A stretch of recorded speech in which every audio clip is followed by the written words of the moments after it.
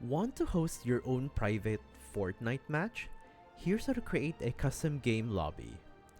First, make sure you're on the correct game mode: Battle Royale, Zero Build, or Creative. Scroll down to bring up the game mode selection screen. Now in the bottom right corner, click on Custom Key.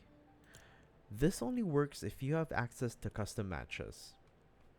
If you do have one, type in your custom match key.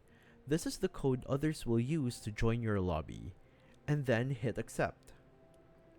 Select your game mode again, press play, and wait in the lobby.